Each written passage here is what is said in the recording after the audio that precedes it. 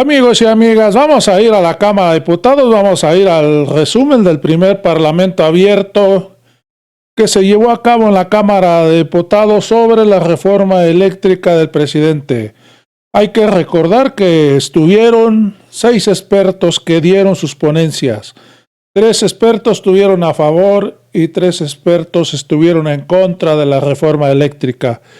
Vamos a escuchar primero la ponencia de la experta que estuvo en contra de la reforma eléctrica del presidente y después vamos a ir a la que estuvo a favor y así sucesivamente. Vamos a ir a este video.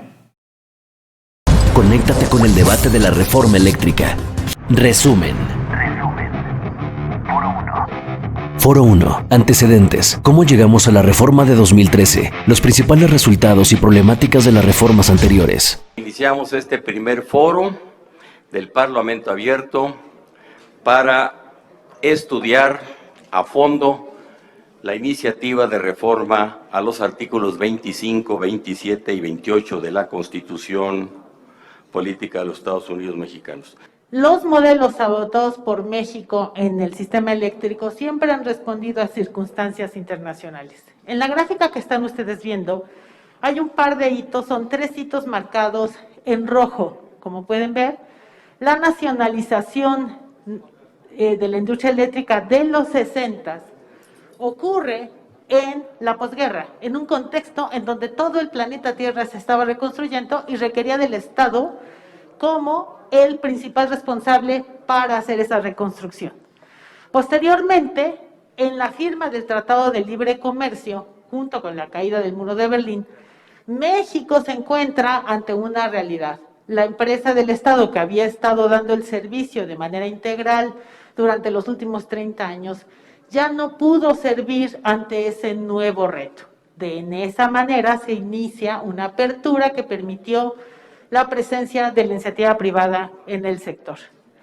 Y el último hito que estoy marcando aquí, que ocurre en el siglo XXI, pues es el enorme reto que tiene el planeta Tierra para poder combatir la pobreza integralmente, desarrollarnos de una manera sustentable. En esta lógica, México se anexa al Acuerdo de París y entra la modificación constitucional del 2013.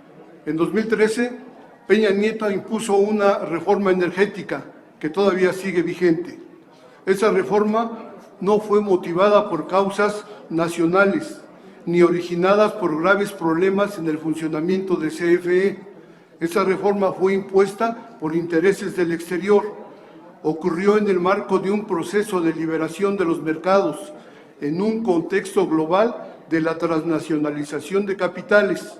Respondió la lógica de privatizaciones y desmantelamiento de la capital del Estado en el contexto de todo lo que dispuso Washington en un marco de gobernancia y sumisión para América Latina.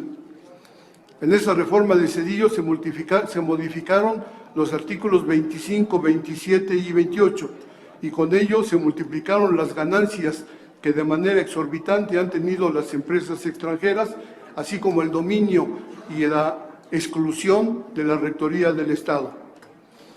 Uno de los principales objetivos de esa reforma consistió en privatizar para luego desaparecer a la Comisión Federal de Electricidad.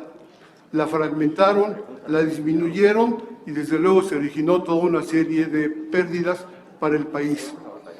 Nuestro sistema eléctrico nacional se ha visto gravemente afectado. La iniciativa privada no respeta el código de red. Hacen caso omiso a las leyes que rigen el comportamiento de la sociedad. Y desde luego todo esto es lesivo para el país. El sindicato que venimos a representar implica que necesitamos otra reforma energética que esté acorde a los intereses del pueblo. ¿Cuáles son los problemas? Pues también existen muchos. Hay una necesidad de reorganizar el sector, de modernizar la regulación, de fortalecer la infraestructura de transmisión para poder hacer llegar la electricidad a todos los consumidores. Hay cuestionamientos sobre las estructuras que se presentan en la ley, que habrá que revisar, y se busca una transición de los esquemas legados a este nuevo orden regulatorio de la industria. ¿Qué pasa en el 2013? Así llegamos. El objetivo de esta reforma es modernizar y regularizar el sector. Yo no creo que el objetivo haya sido destruir a la comisión, sino reordenar la participación de todos los integrantes. Se da bajo un esquema de colaboración entre el Estado y los sectores privado y social, y se establecen a nivel constitucional los principios que la rigen.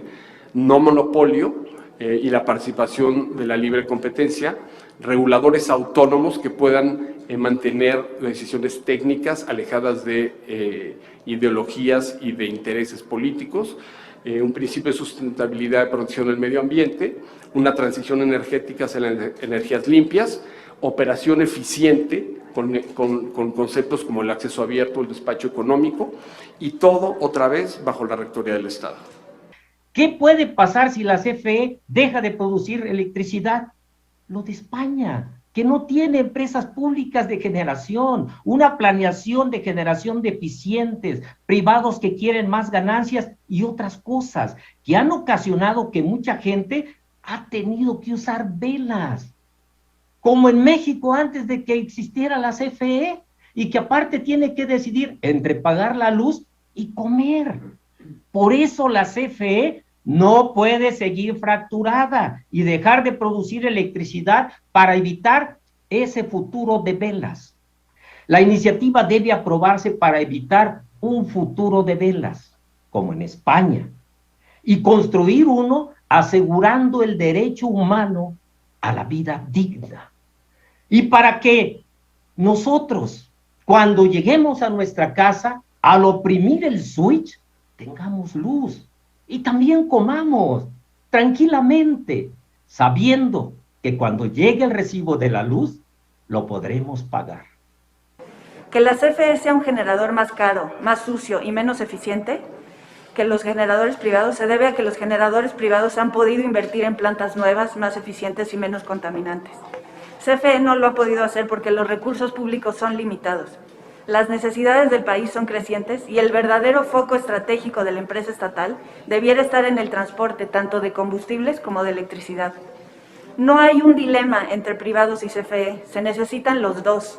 Lo realmente importante no es quién genera, sino quién lo hace de la forma más barata y limpia posible. Comenzaré mencionando que el progreso y desarrollo del país tiene un pilar esencial, el sector eléctrico, el cual siempre será una palanca fundamental para el desarrollo futuro de las comunidades, ciudades e industria. No estamos en contra de las energías fotovoltaica ni eólica intermitentes. Esta energía sirve, cabe en el sistema, pero de una manera ordenada, en la que beneficie a las regiones que lo necesitan y donde las propias condiciones de las líneas lo permitan, no generando alta concentración, no solo en ciertas regiones que provoque inestabilidad. Por eso, la trascendencia de llevar a nivel constitucional la transición energética. No se trata de tener una alta penetración de energías intermitentes sin una planeación y a costa de la confiabilidad del sistema. Se trata de la sustitución gradual y ordenada de los combustibles fósiles en la generación. Por todo esto, el Estado necesita recuperar la capacidad de controlar el sistema eléctrico nacional. No estamos hablando de controlar por controlar, sino por dirigir el desarrollo y la evolución del sistema eléctrico. Actualmente tenemos un sistema sobreequipado de generación y deficitario en vías de transmitir la energía eléctrica. El enfoque, en mi opinión, debería ser el usuario, el consumidor, que México tenga las mejores opciones de electricidad suficiente, limpia y barata para que cualquier mexicano pueda tener electricidad con esas condiciones en su casa, en su trabajo. Es como en economía, cuando alguien gana, necesariamente otro pierde. En este caso en España, que renuncia a la participación del Estado ante actividades prioritarias y estratégicas, pues obviamente se sume. Queda en manos directamente de los agentes que representan al capital. Suben los commodities, suben los precios de todos los combustibles y lógicamente eso se refleja en la tarifa eléctrica y en la dependencia que se tiene.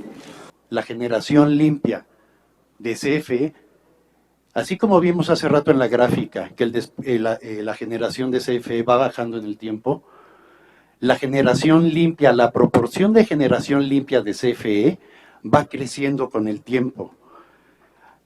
Adicional, de toda la generación limpia que se inyecta al sistema, el 55% es de CFE. CFE inyecta un 23.9% más de energía limpia que los demás productores. Y los productores privados generan un 93.7% más de energía fósil. No estamos en contra de las energías limpias. Amigos y amigas, me despido de esta información. Ya sabes, si te gustó, suscríbete a este canal, dale manita arriba, activa la campanita. Y lo más importante, que compartas este video, porque es muy importante que el pueblo de México vea lo que sucedió en este Parlamento abierto en la Cámara de Diputados. Amigos y amigas, hay que compartir esta información. Nos vemos en el próximo video.